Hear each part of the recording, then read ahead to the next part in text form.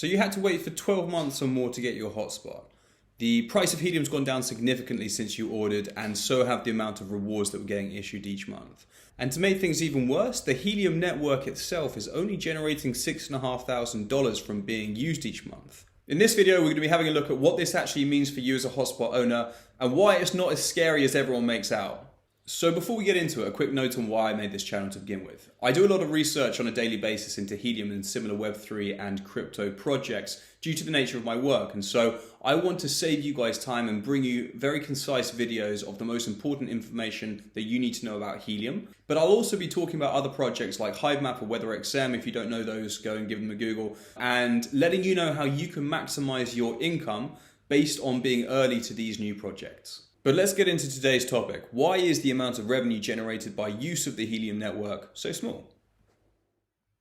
So Twitter's the place where a lot of crypto discussions happen, and I've pulled up the page of Liron Shapira. He's been quite a predominant figure recently in creating a lot of negative content about Helium, and I can't say that all of it's unfounded. There is a lot of truth to what he's saying, but I think it's really important to actually dig into the facts a little bit further. So he's saying that Helium's received $365 million in investment, and what is the result? We're getting $6,500 of revenue per month, which does look pretty shocking on the surface, I admit. And he's also retweeted Coffeezilla, a video that he made on exactly the same thing. This little box is part of $1 billion network no one uses. I'm sure.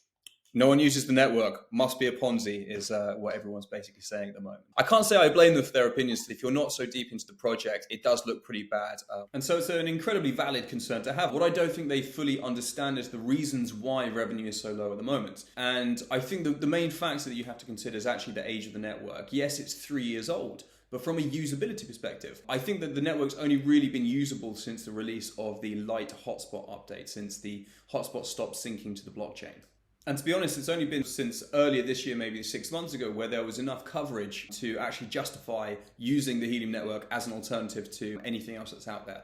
And so 3 to 6 months is not enough time to reach mass adoption. That doesn't mean that the technology isn't amazing and that it won't reach mass adoption in the future. I'm not saying 100% it will, but I think there's an incredibly good chance that it will, just because it is a logical and cheaper alternative for many companies to the solutions they're using at the moment. And if you actually go onto the Helium Explorer and look at the IoT section, we can see how many data packets are being sent per 24 hours and per 30 days. So 3.3 million each day and 112 million data packets being sent each month. That's actually quite a lot. That's not a small amount of data being transferred. There are definitely people using this network. It's just, it doesn't cost very much money to use, which is why it's such an attractive prospect for companies. There are obviously things that Helium could do in the future, such as increasing the price of sending these data packets. At the moment, it's, I think, $0.00001 US dollar to send these data packages. Even sort of doubling or quadrupling that is still going to be cheaper than the alternatives. So there's many things that Helium can do in the future to actually increase the value of the data sent and increase revenue in general. And actually, it's still pretty difficult to use the network as a non-technical user. If you want to put some sensors out there and use the Helium network to transfer data, you need some pretty in-depth technical abilities to do that.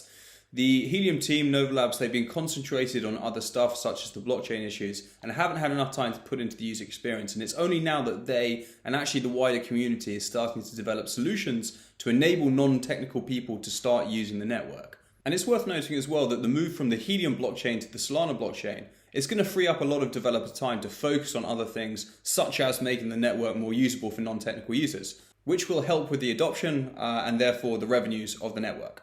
And so we're finally at the point where we do have a network of nearly 1 million nodes, which is pretty impressive when you stop and think about it, which is getting easier and easier to use. It's going to be very attractive for other companies to come and build upon. And I think that all the building blocks for this to be a wildly successful and widely used network, they're definitely there. The question you have to ask yourself is, what is the time horizon that this is likely to happen in?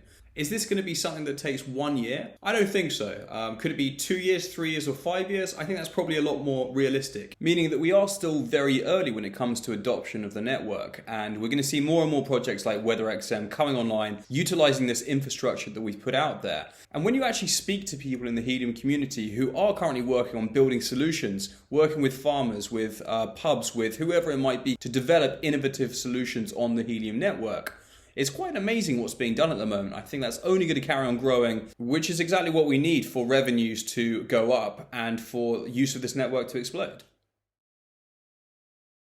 I think that there's also other things that the Nova Labs now, the Helium team, can do to improve earnings and make it more profitable to be a hotspot owner, which is what I'm assuming most viewers of this video are, such as multi-coin mining or mining multiple coins on your hotspots. The infrastructure that we've set up, nearly 1 million nodes globally, this infrastructure is going to be highly attractive to other companies that want to utilize it to get their project off the ground, whether that's VPNs, CDNs, whatever it is. It's going to open up new revenue generation possibilities to hotspot owners. And despite what some people say, the Nova Labs team, they're incredibly clever, they're smart, they're well funded. They will do everything in their power to make sure that the IoT network survives and that people are keeping their hotspots online. So they will find the right incentives for hotspot owners, whether that's multi-coin mining or something else. Time will tell. So I hope you found this video useful for finding out why the Helium network isn't generating as much revenue as we would hope and why it's not quite as scary as everybody makes out.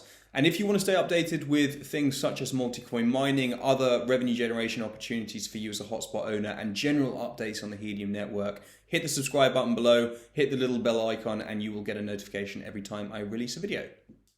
So let me know in the comments below what you would like me to make some future videos on, whether it's the move from the Helium blockchain to the Solana blockchain and the implications, whether it's some examples of use cases being developed on the Helium network, or how to optimize your setup. Whatever you think, whatever comes to mind, let me know down below and I will get on it next time. By the way, thanks for your patience on this video. I know my editing skills aren't incredible. It's going to be a work in progress. I've got some wires on the way so I can start using this and get the audio quality better. So hopefully it's going to be improving from a technical perspective as time goes on. Thanks a lot for listening. I'll see you in the next video.